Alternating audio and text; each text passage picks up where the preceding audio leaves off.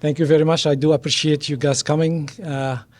It means a lot to us, to the city of Saint John, that you guys are very interested and they want to have your feedback on this Community Energy Action Plan. Common Council is 100% behind this project, especially Mayor Donna Redran. She's very champion this project, and I'm pretty sure the council looking forward to see the result and what is our next step and next recommendation here. We have company's Sustainable Solution Group. They're helping us to develop this plan. This company has a lot of experience working with community across Canada, and I'm pretty sure across United States and Mexico, to developing climate action plan for town like that here. So they have the experience, they have the expertise, they have the knowledge of working with municipality to understand what is the plan to be, what is the implementation plan, and what is the next step here. Just to make sure before, I don't want to take too much long time here, is we still planning to have 1 or 2 public engagement also to discuss the project, and to discuss also what the action plan as part of this low carbon strategy we're going to present it to council. So you still have opportunity as well to make sure the public has an input on this project. And I thanks very much the mayor for being here, Mayor Donna Redran, for coming here, and I'd like to hand it over to you, Mayor. Thank you very much. Excuse me.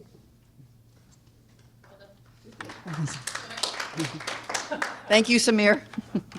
I've just got a few little notes here. I want to say welcome to everyone and thank you for joining us on this blustery night, but it's kind of a nice night. I like a snowy night every once in a while. Exactly, we're Canadian. So a little bit of the history of all of how this has come about. So on May 6th of 2019, Council adopted an overall climate action plan. And the plan has identified many goals and has included many plans such as the Climate Change Adaptation Plan, the Corporate Greenhouse Gas and Energy Action Plan, as well as the Community Greenhouse Gas and Energy Action Plan. All these plans are separate documents with different objectives dealing with the reduction of GHG emissions and ensuring that our community is resilient to climate hazards such as flooding and rising sea levels.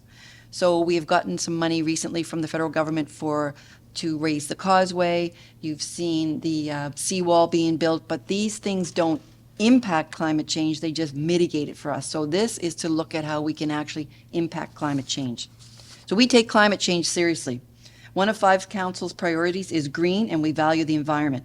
We want to be leaders in climate action, and we have already been taking action, such as starting to green our fleet with electric buses.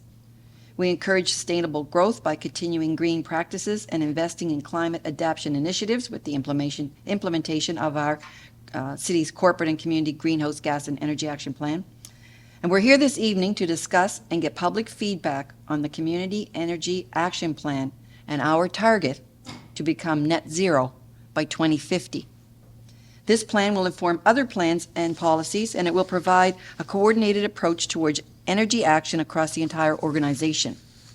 So far, our team has done great work. Samir's been leading it, and we're pleased to share some of what we've accomplished so far. The public engagement is very important and part of the project, and so I want to say thank you again for being here this evening, and I hope if we do have a couple of more sessions that we will see people take up our offer to be here as well with that, because it is important, and it's a big, it's a tall order to be net zero by 2050, so it'll take all of us working together to get there. So thank you very much.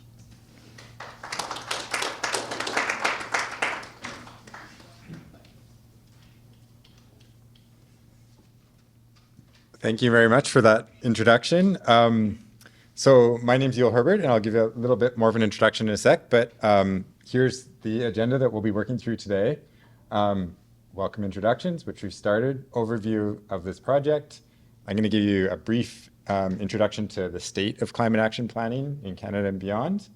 We're going to look at some of the results of the analysis that we've started so far, the inventory and what we call the business as usual scenario. And then we're going to explore the big climate moves that Saint John could take and next steps. So we always start any engagement with some operating values. And these are the ones that we proposed for this session. So we show respect to each other by using respectful language, sharing information, and listening to perspectives. and we often hear very diverse perspectives. Balance airtime to hear from as many people as possible. Be curious and challenge our own assumptions and biases, and come together in the spirit of community. So we're just going to, I think, do a quick round of introductions in the room, given that we have a small number of people here and that everyone arrived by skis or snowshoes. I'm not sure which. So I'll start. My name is Yul Herbert. I live in Tatamouche, Nova Scotia, and so came from about 3 hours away, and I haven't been to St. John for quite a long time, and I must admit it's been a real delight to hang out here for a few days. Alrighty, so just to give you a little bit more background on SSG, we've been in this field for about 20 years. We've worked with, I think, pretty much every major city in Canada and many smaller ones on climate action plans, ranging from 500 people in Haida Gwaii to 2.8 million in Toronto. We're about 40 people in total, 10 of which are in Chile, and the rest of us are primarily distributed across Canada, and one person in Austin, Texas. We're a completely virtual organization, so everyone works out of either co-working spaces or home offices. We have very diverse expertise, from planners to engineers to geographers to my background's philosophy. So it's a completely interdisciplinary firm. We've, I think, been pioneering climate action planning in Canada and really helping cities to move forward in a more ambitious way. And so you'll see a number of examples of that. For example, City of Toronto's Transform TO project was, I think, very instrumental in driving every element of what the city is doing at this point. So from their transit system to their city plan to their building retrofit programs. And just to give you a perspective, they have about 140 staff working on their climate action plan process now, and they had 5 when we started working with them. And you'll see that similar trajectory. Halifax started with, I don't know, 2 people when we started working with them, and they're now up to 30 something. So you see that like just a massive effort starting to emerge from every city as they fully grasp the magnitude of what's required and really the magnitude of the opportunity. Okay, so I'm going to give you, now that we've gone through that series of exercise, and thank you for all of your participation, I'm going to just go over a little bit about this particular project. So in 2021, St. John City Council passed a resolution to join the Race to Zero campaign. And so Race to Zero was a campaign in the lead up to the UN Conference on Climate Change in Glasgow, in Scotland. And this was an effort to mobilize cities and businesses and financial institutions and states and provinces to take ambitious action on climate change. And so it was really a signal of leadership. And I think there's over 1,000 cities now who are part of Race to Zero from around the world, and a number of which are in Canada, and St. John is one of those. And so it's a commitment that has a number of elements, one of which is a commitment around targets. And the target that is required to join Race to Zero is to align with science, what science requires to prevent dangerous levels of warming, dangerous levels being beyond 1.5 degrees. So you can take the global carbon budget, which results in 1.5 degrees of warming, and downscale that to St. John, and that is the basis for the target that St. John has. And so if you look at most targets, like Canada's or many of the provinces, they do not align with science. So St. John is kind of at that next level by joining to Race to Zero. And this is the culmination of, as Mary mentioned, of many, many efforts that St. John has taken over the years. And it's really been fascinating. We've been toured around some of the city buildings and also learned about a number of other initiatives underway. And clearly and even yesterday at the broader sort of steering committee meeting, there is clearly a lot of expertise on energy in St. John. So I think that's a real strength of this city that is different than many of the places that we work. So why do this work? I think now at this point it's become an expectation that every city will be fully engaged in climate action plan. And I don't think there's a single large city in Canada that doesn't have a plan or strategy around climate action at this point. And the reason for that is clearly the urgency of climate change and the necessity of responding to a critical issue. But there's a whole host of other reasons. There's an energy transition underway, and we see that. We hear at least one electric vehicle owner here, and the rate of sales of electric vehicles is taking off. So for the first time ever, we hit 5% of new vehicle sales were electric vehicles last year. And that has all sorts of implications that trickle through the energy system. So there's this energy transition underway, and a climate action plan is a way of a city determining how it wants to engage in that energy transition and taking ownership of it for its own benefit. So it's about moral leadership, it's about deciding your future, and it's really about opportunity. And we'll talk about some of those opportunities a bit more. So here's examples of the types of actions that might be included in St. John's Climate Action Plan. So you have renewable energy, of course, and St. John Energy is well down that path. And certainly MB Power also has ambitious plans with respect to renewable energy. Retrofitting existing buildings, right in your court, perhaps. Emissions-free vehicles like electric vehicles or walking or cycling, which is really about the active transportation component. And again, because St. John was built prior to the car, it has really, and I get this perspective going to many cities, but it has really unique physical configuration that enables walking and cycling in a way that most cities that were built in the really built out later on don't have. So that gives rise to a whole bunch of potential with respect to active transportation. New buildings that are net zero, and this building is a really fascinating example. We heard that from Samir that the energy use of this building is much lower than many new buildings that are constructed today. Re-energize clean energy, and again, we heard Irving Oil, for example, has very ambitious plans, and then reducing emissions from waste.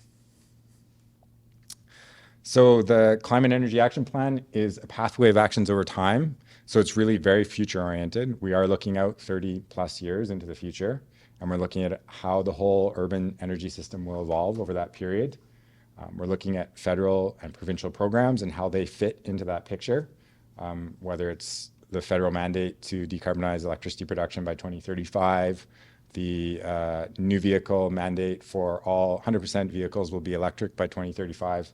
So all of those types of policies impact the energy system within St. John.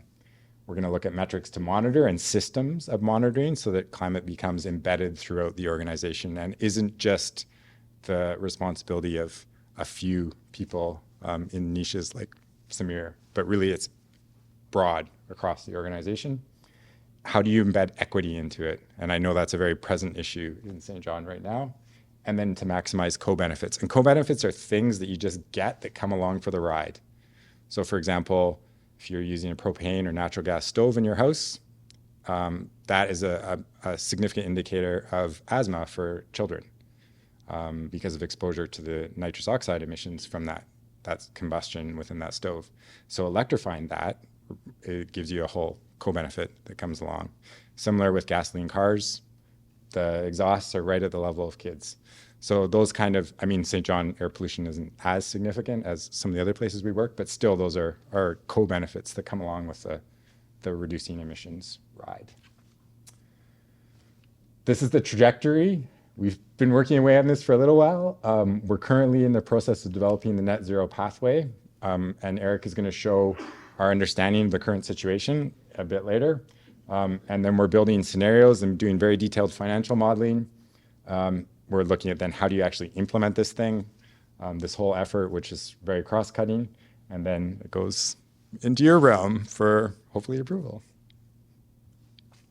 before you're elected the next time. So you can follow along with this project. There's a really great website that more information will be posted to, but you can also provide comments and thoughts. So I'm just going to give you a bit more background on state of climate action planning and the kind of things that we do. So these are 6 steps. Preparation, that's just like us talking to people. Inventory, building a picture of the current situation, and we're going to see that for St. John in a sec. Setting targets, and that in your case came along with the Race to Zero commitment. Scenarios, like what are different pathways that can be achieved to achieve those targets. Implementation, and then monitoring and evaluation. And we have inputs from technical analysis, which is really, I think, the strength that we bring to this process, and then also engagement. And those pieces dance back and forth on an ongoing basis. So the three aspects are modeling, and we use what's called a systems dynamics model, which is a model that tracks interactions between all the different pieces of the energy system in St. John. The location of homes drives the way people move around, as well as the location of businesses or places of work. The energy performance of a home drives the requirement for the electricity system. So all of those pieces are flowing together in this, what we call a systems dynamics model. It's a really neat model, which we could do a much deeper introduction to for those who might be interested. We get all of that information from the model, then we analyze it, and that's interpreting all the results, the endless numbers that come out of the model. And then we feed that through meetings like this so that you guys can understand the results and figure out how they might actually reflect what's happening in St. John or determine the future of St. John. Has anyone here come across systems dynamics models? Cool, that's great. So we have an engagement process which includes 3 components: the community working group, community members like this meeting, and then City and St. John Energy project team. The community working group is the one that we had yesterday. How many people are there? 20 people. Yeah. It was a very lively and fascinating discussion, as you might testify. Yeah. And that I think there's definitely a lot of energy and support within that group for really figuring all of this out. So it's a really like a dynamic iterative process. We get a bunch of information, we feed it to you. You say, let's try this, let's try that. Then we adjust the way we analyze it. So we start with this data collection process, and it's would you say it's an extensive data collection process, Samir? Extensive data collection process? So we're tracking like all the details of every single home, of every single building in the city. Yeah, we're tracking all the trips. Like we build a model of every single driving trip, walking trip, cycling trip, and we build it for this current year, and then we build it out in all the scenarios. So as we add new people, that results in new transportation trips, and we put those into buses or walking or vehicles. And then we also say, well, what kind of vehicles are they going to be in? And so we have a model of the stock of vehicles in the city that turns over time. And then we change the performance of buildings, and we track all the heating equipment within the buildings, whether it's a heat pump or a heating oil furnace. So those, once it comes to the end of its life in a particular building, we replace it with a new heating equipment, which may be a heat pump or maybe a new heating oil furnace. And all those are dynamics that are playing out within the model. And we do first a business as usual scenario, like what would happen if no new policies are introduced? And you'll see some results of that now, I think. And then we do a low carbon scenario. So what would happen if we made sure that everyone was replacing their furnace, put in a heat pump, or everyone who's buying a new car gets an electric car? So then we can explore what if questions and see what the implications of those are. So it's a really fun model. Like it's SimCity on steroids, basically. And then this is the kind of graphic that you get. So this is anatomy, we call it anatomy of a decarbonization pathway. So this is like current conditions. This is the greenhouse gas emissions right now. It's about just over 5 megatons in St. John. This is going out to the future. So this is year 2023. We actually go a bit back in time. This is say 2050. And this is what business as usual scenario looks like. So population is projected to grow in St. John. Can anyone tell me why emissions in business as usual might go down? It's a test. It's pretty hard. We already do have some implementation, which is better than the predecessors of Yeah. the history. So all we actually have to do is just live rather than keep tinkering. Cool. What kind of things are better? Well, let's see, we have new energy codes for the buildings. Exactly. Yeah. Buildings. Then we have new standards and regulations that we are adopting provincially and federally and internationally, which impact the various options businesses have and whether they can do this or that. Yeah. So there are countries that are objecting, and of course, as a result of that, whatever we do may not matter. Always the fun. Bit of philosophy coming in there.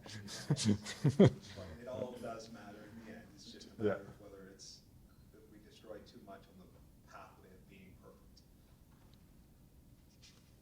Yeah, well, I think I mean, some of the things that you talked about, increased building standards are happening, so that does drive down emissions. The electricity system is projected to get cleaner, that also does. Fuel efficiency of vehicles is going down. So all of those things help reduce emissions. Once we get the business as usual scenario, then we look at all the possible actions that could be taken within St. John. Each one of these represents one of those actions. And then, of course, we're heading for net zero by 2050. And then the other interesting thing I think in climate change planning right now is that it used to be 2050 was the only thing we worried about, and that's so far away that nothing ever happened. So then they started worrying about 2030, which is closer, but it's still really hard to understand the implications of doing a project like putting in a new bridge and its impact on emissions in 2030. So what we actually now worry about is everything under this curve, which is all the emissions. We're worried about every ton now, and that really aligns with the science. So we're not just worried about 2030 or 2050. We're worried about emissions today and tomorrow and next year. And so that's the carbon budget paradigm as opposed to a target in time paradigm. So this is just a little bit more information in the model, which I think I've gone over. I think the main point here is so because we're tracking all of these chunks of equipment in the city, whether it's furnaces or electric vehicles or buses, we can put a capital dollar on those. So we're tracking the capital expenditures on all of these physical stocks in the city, and that allows us to get very detailed financial modeling as to what the impacts decarbonizing these systems will have on the financials, expenditures on energy, expenditures on buildings, expenditures on vehicles. So we get very detailed financial pictures that you'll see coming out of this modeling. And that part's been really fascinating because when we started 15 years ago, the finances it was a paradigm of sacrifice where you had to spend a bunch of money and you didn't necessarily get a return. But in the last couple of years, most of the financial results we're seeing are showing a net present value for society. So it's a real benefit to decarbonize. In fact, Is that because the cost of greener options has come down? significantly, yeah. Solar panels? Yeah. So for example, electric vehicles, we used to show price parity by 2035. And New York Times just did an article last week saying price parity next year for electric vehicles. So it's just the changes are way faster than anyone anticipated. Does that include incentives from the government, for instance, because that's an Yeah. artificial Yeah. measurement, right? Because you're paying, somebody's paying for it, just not the consumer. Yeah. What you need is to have a comparable vehicle. It did, I think it did in the comparison they were doing include the incentives, but the incentives are theoretically a representation of externality. So it's a cost that is borne by society, it's just hidden, or at least that's the logic. Or if they're taking into consideration battery life, because I have friends who had to buy a new battery and they've just had to buy a new car. 'Cause it's Yeah. so expensive. It's not sustainable. Well, there's a ton of challenges with EVs that we're still sorting out, and there's going to be a lot more challenges. But I mean, I think it's very clear that EVs are a critical part of this pathway. Not to say that there isn't a lot of stuff I mean, charging infrastructure is a whole nother huge challenge in every jurisdiction, or accessing an EV itself is even quite challenging. So there's lots of things that are playing out, but I mean, the overall financials are quite really extraordinary. So for example, for New York or for Toronto, we found hitting net zero by 2040 was cheaper than hitting net zero by 2050. So it's really interesting to see how fast it's moving. Fewer people drive in Toronto? I grew up there. I would never own a car in Toronto. Well, downtown, but Nope, the amount of money you have to spend. oh, I see. Yeah. Take the subway. Yeah. It's too expensive. So I think I've talked about most of these. One that you may know in the back, I don't know, is Sankey diagrams. Anyone here familiar with Sankey diagrams? It's a really neat visualization that shows the whole energy system in one snapshot. So by the end of this process, hopefully you'll be familiar with Sankey diagrams, but you can basically shows where the energy is coming from and where it goes, all in sort of a nice diagram. So the hierarchy of planning process that we now use is avoid, reduce, replace, remove, offset. And this is whatever, you know, the recycling one, reduce, reuse, recycle. It's kind of slightly more complicated version of that, I guess. But avoid is basically how do you actually not use energy in the first place? So instead of driving, walking.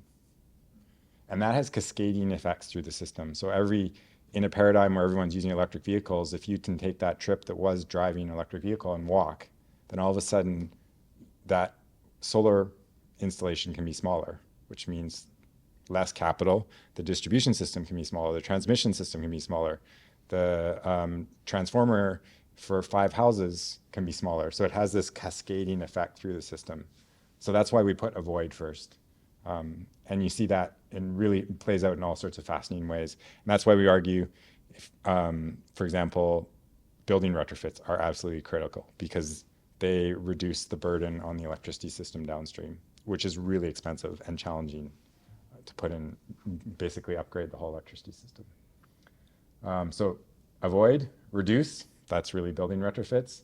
Replace, so that's switching from, say, a natural gas furnace to a heat pump, because you can decarbonize a heat pump, but you can't decarbonize natural gas.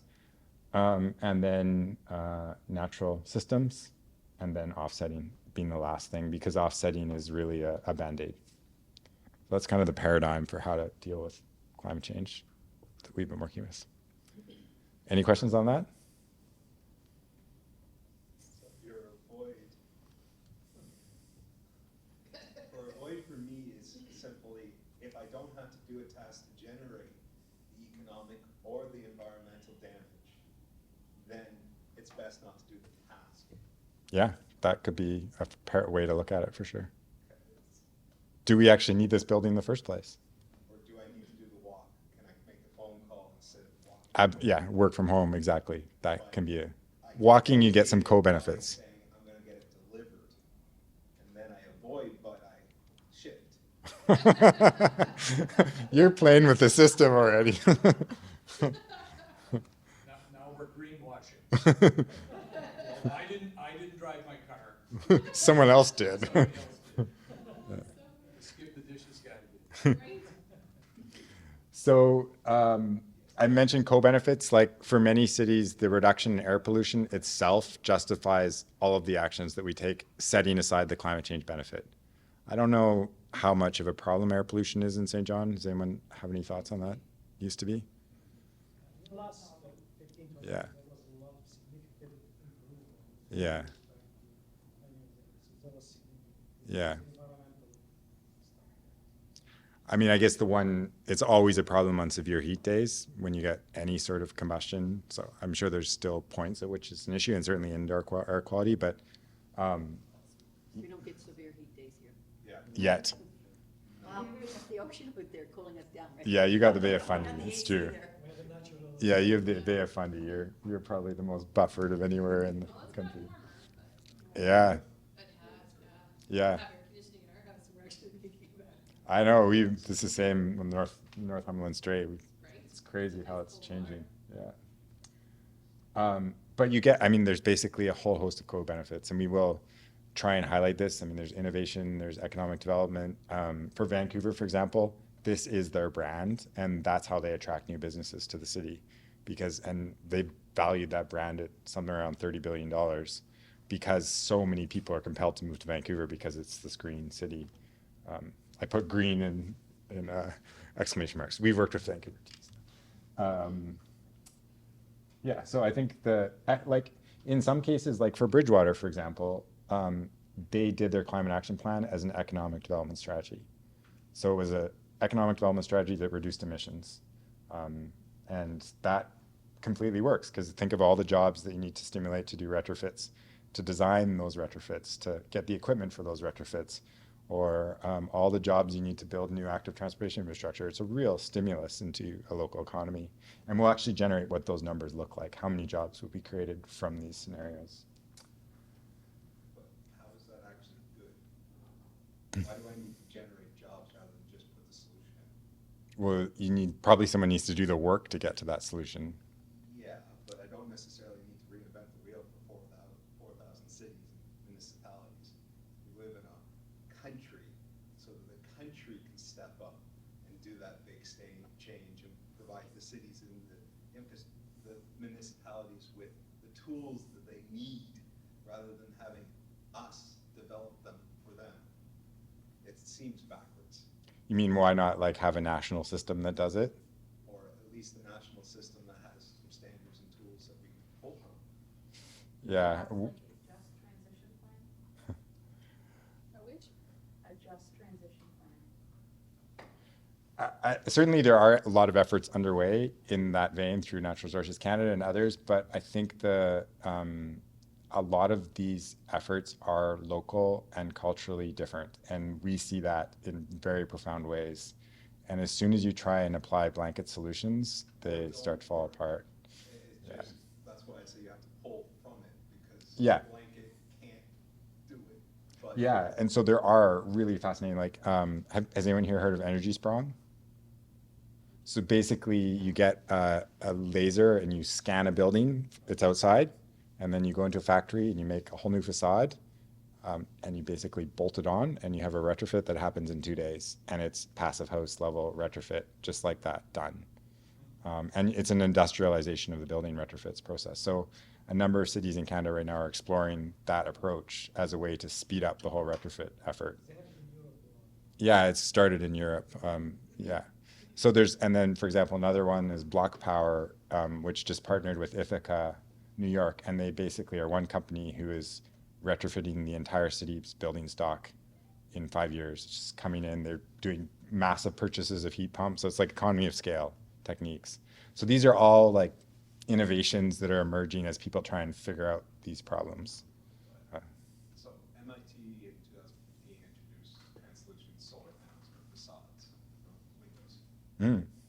So shouldn't we wait until that's actually mainstream instead of buying the product just before that? Edmonton's community center has installed those solar systems. I think it's 150 mega or 150 kilowatt install 5 years ago, maybe. So I mean, I don't know. Everyone's testing new stuff all the time, and sometimes it works and sometimes it doesn't. But yeah, I mean, ideally, use something that is more likely to work. So that's sort of a quick introduction to climate action planning. Any other questions before I pass it over to Eric to give you a bit more detail on St. John's energy system? I just want to say I hope that there's many more meetings like this where community members can give feedback. Because this is the first I've been to one, so. No, we are planning 1 or 2 meetings on that. That's a good Okay, question. perfect. Is there ever an opportunity to see some of the deep dive on some of the things you were talking about? You'd say, oh, you'd love to see that, you'd love to see that. I probably would. Okay. Is that actually a possibility? Yeah, like we actually have a 1 week course, for example, on modeling that we can share with you. It's like webinars and presentations if you're really committed. And we have tons of other stuff, materials and resources that we can give you. And I think as you go through this process, you'll get more understanding of the energy system of St. John than you'd ever possibly wanted to know. Just in terms of validation, that you said you guys use a model too, so I mean, what's it validated against? Or, I mean, right, there's 10 weather models for New Brunswick, and one of them says we're getting 25 centimeters of snow, the other one says 5. So, you know, modeling's only as good as the software that you're running. So, I'm, you know, just Yeah, that's a really important point. So we do calibrate the model against observed energy for the base year. So we make sure all of the trips of walking and cycling and driving and all the energy in all the buildings adds up to the actual energy that was consumed. Somebody validates it locally. It's not just a black box that we're in Berlin and let's use it here, it's close enough. No, but the calibration works for the base year, but the scenarios are all going to be wrong, like by definition, because we can never know the future. Yeah. But the scenarios are You gotta useful. start somewhere, Yeah, But I mean, if it's Yeah. good today, that's as good as you're gonna get, yeah, you know. yeah. But the scenario, it is a really important point that the scenarios are possibilities for the future. They are not the future. So they give you insights on what could happen given all these conditions, Yeah. but they are not a projection. They're not a prediction. We can't know. You know, Exactly. State batteries may come out tomorrow. Exactly. The world changes. Exactly. There's just a host of uncertainties that are associated with future.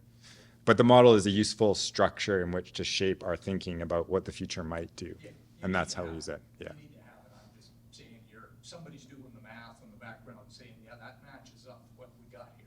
Yeah. So, Yeah, and we can't do a perfect job of that because we do have great data on electricity and we do have great data on gasoline and diesel sales, but we don't have good data on heat. Actually, heating fuel, we got pretty good data, right? For this project, Yeah. generally it's hard. It's harder. So there's wood, for example, biomass consumption is a hard number to get. So there's some areas that are more challenging, but I think as a whole, we do end up with a pretty good picture. it's New Brunswick, figure 50% of the people got a wood stove somewhere. Is it 50? Approved or not. Is it 50 or 55 or 35? We Go with 60 and be safe. well we had a discussion about heat pumps yesterday because the numbers that we have for heat pumps in St. John might be too low. So it's really there's interesting those kind of questions do have influence on the overall numbers. We try to get as much data accuracy in order to have for us a good accurate baseline and to help us. I mean, it's not perfect, But, yeah, and there is a lot of plus and minus on that. Yeah. but you get close and Yeah, and this is a good question, and this is a challenge for us. Yeah. Every municipality and every jurisdiction in Canada, it's a challenge. And we hope that in the next Yeah. years, somehow we can start try to have some kind of vehicle or mechanism to allow us to populate some of that instead of different organizations or something. Anyways, that's for example. Another example of that, though, is the cost of energy in the future. Like, what's the electricity cost going to be, or so we use sensitivity to test what happens if it goes up 50% or only 20% or flat lines, so we can show what happens given those particular variations. But it's unpredictable. 8.9%. The Energy and Utility Board fighting with that. 8.9. Yeah. Just a comment, I was recently reading a thing about I don't know if everyone's familiar with the leaky condos in Vancouver. Yep. And that was a result of I don't know if it was of the building codes being imported from the continent because it worked so well somewhere else. And when they brought it to the Vancouver level, it didn't work. So Vancouver had the leaky condo apocalypse in the 90s. And apparently I'm hearing there's another one on the way. There's some new standards they implemented, some new problems arose. So there's something new that's going on with them. But that was a problem of importing standards from somewhere else. So in their case, they probably would have been better designing something there. Yeah. So, What role's the federal carbon tax playing in this? So the carbon tax is a really important piece in the financials. I mean, there are other aspects as well, but basically in the business as usual scenario, say you continue 5 megatons for St. John, 5 million tons of emissions per year. Each one of those tons right now is say $50 a ton. 2030, it's $170 a ton. So if you have 5 million tons times $170, that's a lot of money. And so every one of those tons that you reduce is $170 of savings. So that's really a key way in which the carbon tax helps justify these investments, is because you're avoiding spending a bunch of money on emissions. So it's a really important element of the business case for a lot of the actions.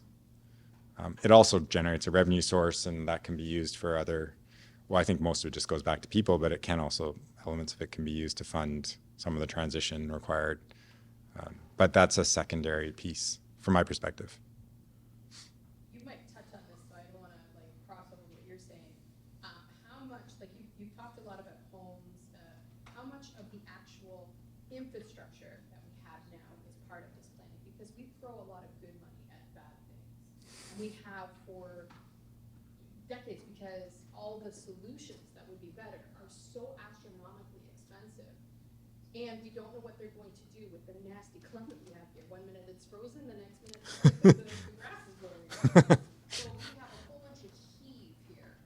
So I'm wondering how much of the infrastructure is coming into this. Well, I think we look at the infrastructure in that it enables emissions reductions or not. Right.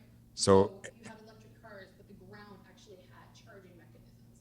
If you had, some way of collecting energy from us, basically the tarmac, that once that sun hits, you know how hot lots of places are looking at trying to get that in, it's just not something we've implemented yet. So I'm wondering how much in this next cycle that we're doing is going to be looked at to bring it into this process. So we typically focus on proven technologies that are currently available. So for example, small modular reactors were mentioned. We wouldn't model those. I mean, if they come along, awesome. If they're affordable, awesome. But we wouldn't build those into the scenarios because we're not sure yet. So anything that's kind of on the edge or new, it's basically a risk management perspective. We want to stick with what we know is safe. Yeah. And one thing here we need to take into consideration that the pathway we'll be presenting is a dynamic. Yeah, so I wondered how much. It's a dynamic and Yeah. change dynamically. And as you will indicate, and John indicated, nobody sees a future. So I mean, this is a good point. Yeah. This is a dynamic model. Yeah. So the pathways that you'll get are viable pathways based on current technologies. And certainly there's a lot of barriers. Like those, I mean, there's a reason that hasn't happened yet, or there's many reasons. But we're saying that it's technically viable to happen and probably economically viable. We'll see when we get the numbers. So then it really becomes a matter of policy and overcoming any barriers that you can identify. Like one we talked about yesterday is workforce. Like that is on everyone's mind as a major barrier coming up, and there's a lot of work to be done to figure out that challenge. Or availability of technology is another problem. Although it sounds like they may be coming through St. John Port soon. Sounds like your first stop here, so a lot of that you guys might get dibs on all the new electric cars and heat pumps. I don't know, but yeah. So there's a whole host of barriers to overcome, and you'll see when we actually do an economic analysis of each of the actions, and some of them on their own save money and some cost money, and you can bundle them together so that the package saves money. But then you'll be like, well, why this action saves a whole pile of money? Why isn't it happening? And it's probably not happening because of some other kind of barrier. So it helps us figure that out. So feasible is a tricky word because it means a lot of different things to a lot of different people. But we have seen, for example, the fastest transition, I think, of any electricity grid that I'm aware of is the UK, which is in the last 30 years has gone from like 80 or 90% coal to, I mean, they've been operating 100% wind multiple days of the year now. So that transition has been extremely rapid. So it can, and that was in a day when renewables were much more expensive. So it can happen really fast. And we're seeing that in like Texas, for example. It's decarbonizing at a rapid pace. So I mean, it can happen quickly with renewables because renewables are an interesting technology because you have a high capital cost and then you have no fuel cost. So if that capital cost comes down, the investment in renewables is really affordable because wind is free or solar or sun is free. So once it hits a certain point, it's just a rapid transition. Like from a business perspective, it's a really rapid transition. And we're seeing that in many grids across the world right now. How fast it happens in St. John? What do you think? It's an answerable question. But it can, like it's, I mean, if you look at the IEA, the International Energy Agency projections for solar uptake, they're like this. So it started, say, I don't know, 10 years ago, it was like this, then it was like this, it was like this, and it was like this. Like, it's incredible to Google the change in projections of solar PV uptake from the IEA. Because it's reduced energy costs by 15%. 15% are gonna come into So there's that's today. What's that? The 15% with the wind farm. it's actually reducing. Yeah, 15% of 15% greenhouse gas. of the energy costs will be coming into St. John through renewable, yes. The other issue is going forward, you're going to have LEEDs buildings and things of that sort, where you're going to have very energy efficient buildings. So your requirement, I mean, something as simple as changing the type of glass that you use, right, in new construction, making for efficient, you get air conditioning and heating, right? So you can use all those passive energy savings, right? And if you don't have to use energy for heating and cooling, then obviously that's your best solution under a void. Yeah, exactly. So if you, I don't know where that building is. It right there? That building? Wellington. Is everyone here familiar with that building? Yeah, it's the nonprofit hub. That way? That way. Oh, the new one that's not quite done yet? The one by the liquor store. Oh, So that- Everybody knows where that is. So that building is using 12 kilowatt hours per meter square, foot square? Foot square? So your average building is like 120, 200. So that building's like 1/10 the energy consumption of an average building. Like, and that's being built in St. John at a competitive price today? I believe so. Yeah. That's an extra, This is one of you have more information on this? Let's go with this, not really competitive, it's about an extra 20 to 45% more. But it's okay if that's what you wanna go with. I heard that it was competitive, but you're saying it's not? It's competitive depending on who you ask to build. Yes, But the the pricing the goes contractor. 300% variation, so it is competitive, but it isn't necessarily market. Okay. But I mean, like 10 times reduction in energy consumption. It actually looks pretty good. Which should help the operation for the long term. Exactly. So it's a better financial deal. Yeah. So that's obviously going to offset your capital costs enormously. So it may cost more to build it, but it doesn't cost anything to run it. It's, I mean, and then all the downstream impacts of that, like you need way less electricity generation. And maybe you don't have to upgrade the transformer and like it just has cascading effects. And there's support for that, like from the federal government? federal government. Yeah, okay. Provision. It's a remarkable project. It is.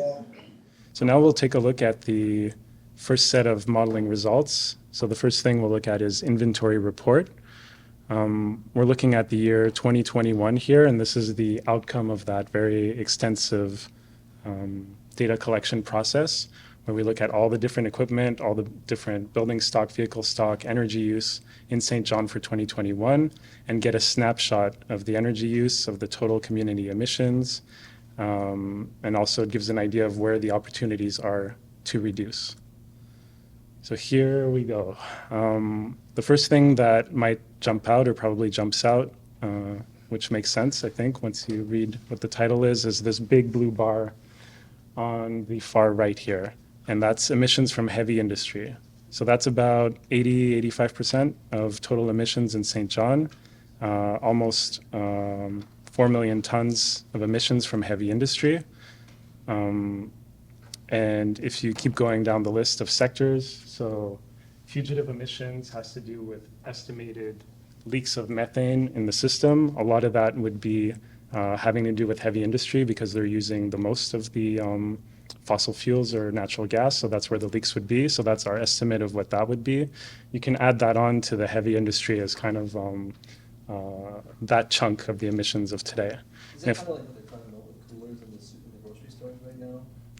That's different. That's refrigerant leaks. This is actual methane leak going through either through the pipes or different parts of the system of natural gas distribution, basically. Yeah, yeah, exactly. Natural gas leaks. That's it. That would be in a different category. That would be in the waste category. Yeah.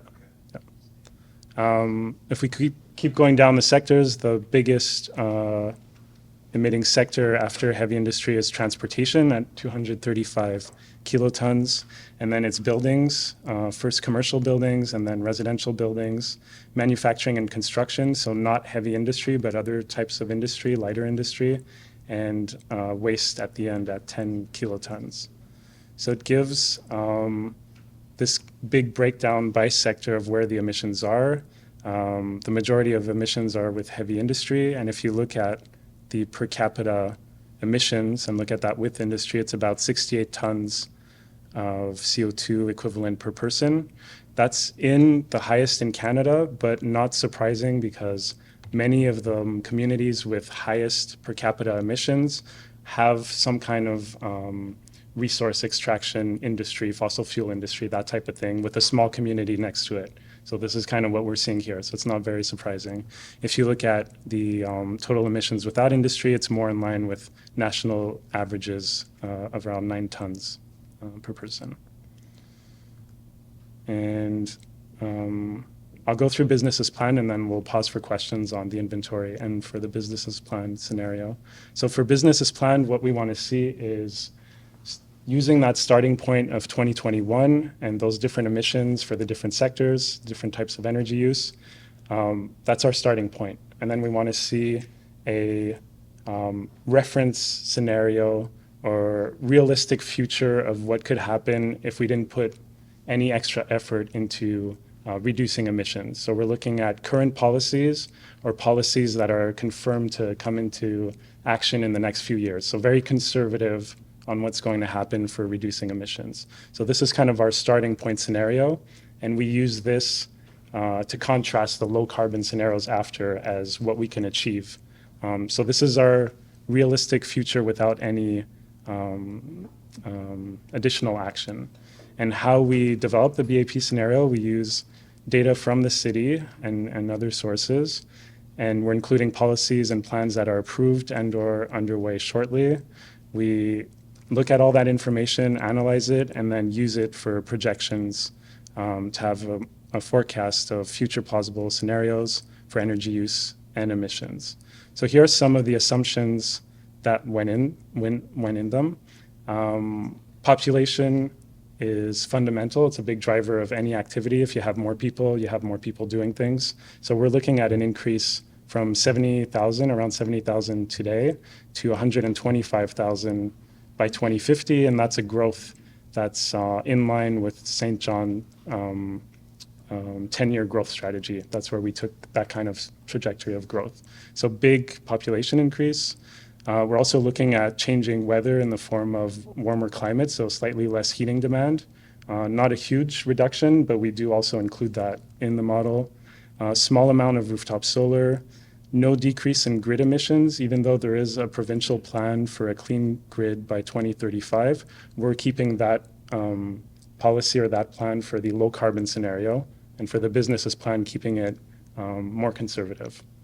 For building efficiency, we're looking at new building codes being implemented, an increase in the amount of heat pumps, small amount of retrofits, about 1% of buildings per year.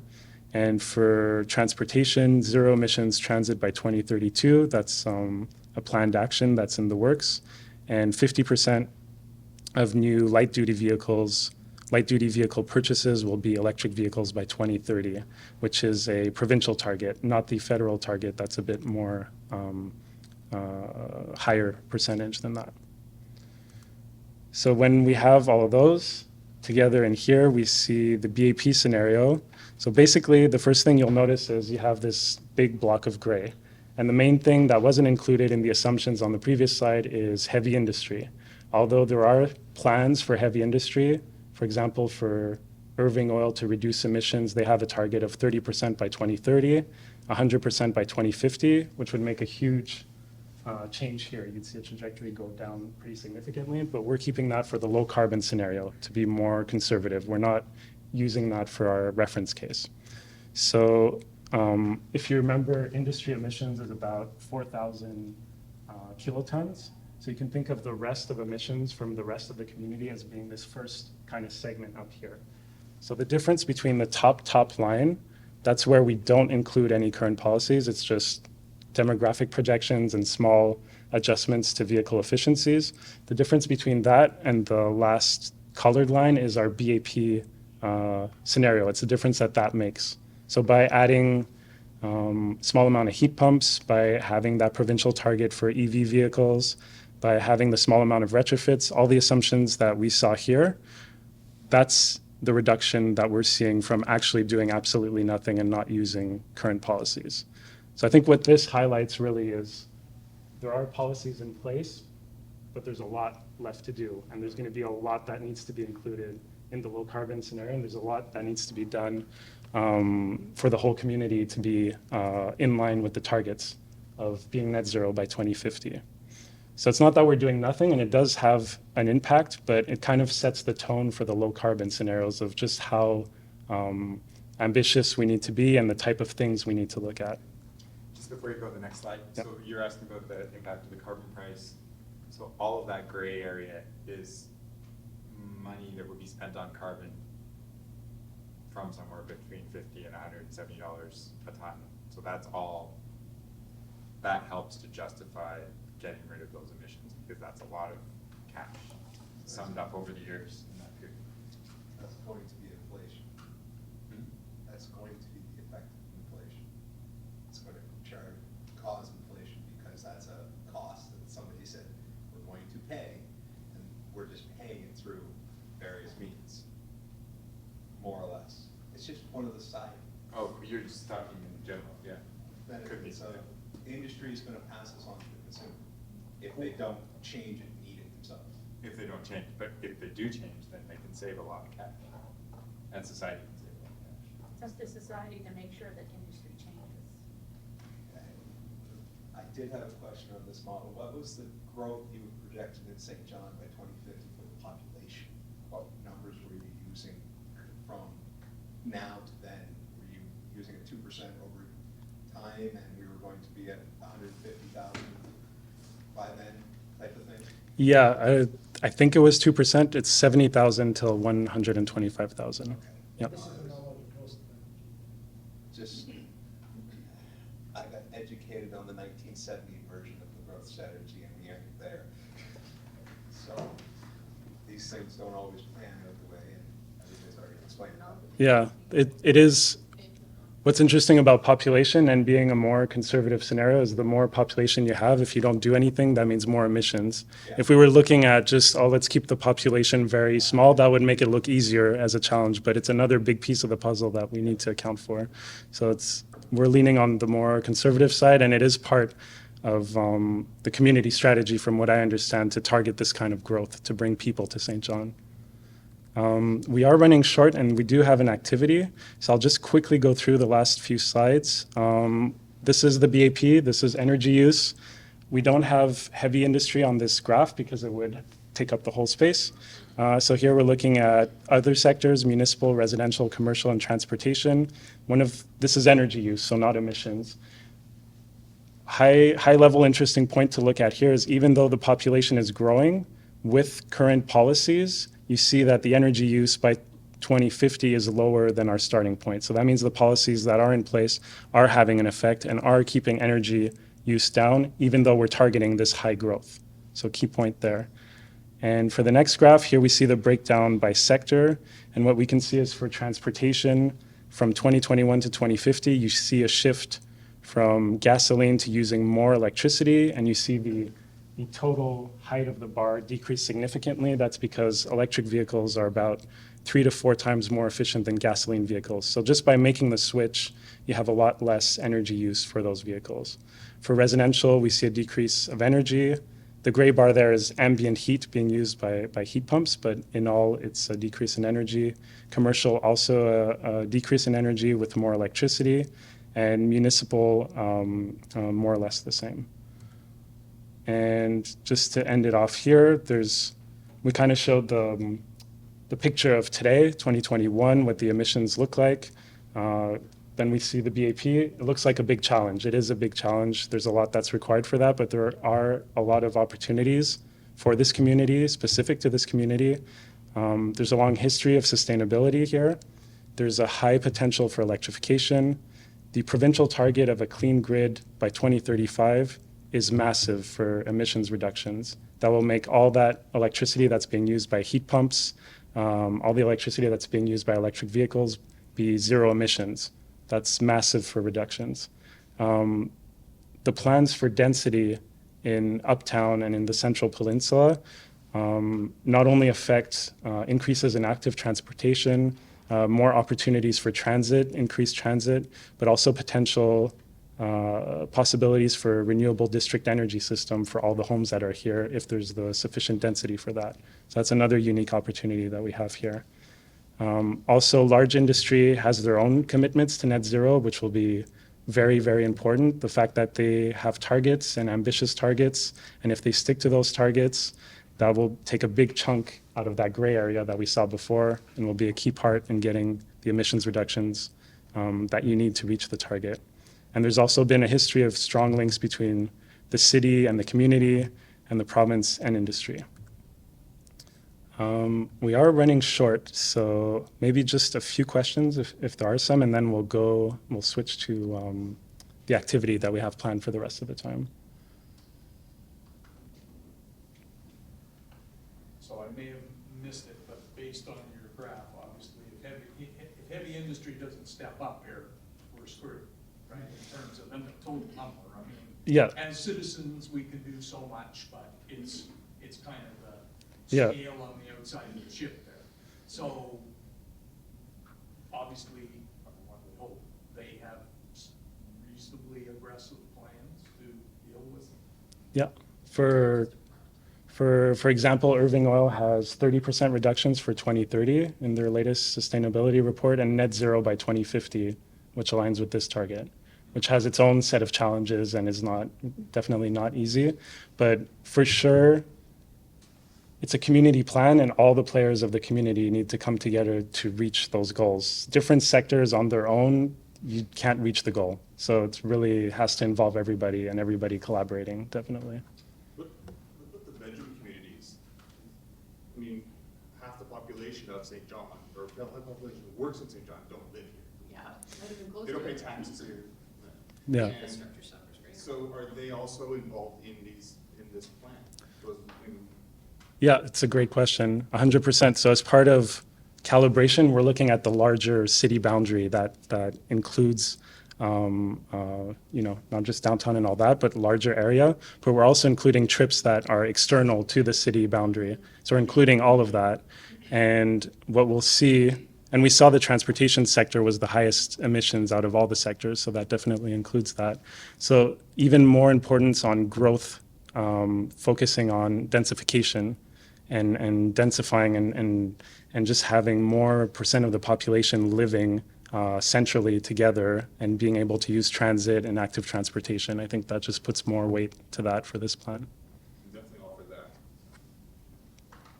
I remember in Toronto when all of the boroughs decided to amalgamate, the uproar about doing such a thing. But the benefit was so great to have everybody on board that it just, even now, if you took all the Rossi, Wisconsin, Grand Bay, maybe all that area, the resources that we could pull together to change things would just be astronomical. But Yeah. that is like plenty. And it's also incredible just for my first time being here, just walking around this part of the city and all the buildings and the incredible old buildings and infrastructure that there is. Just, Tourism.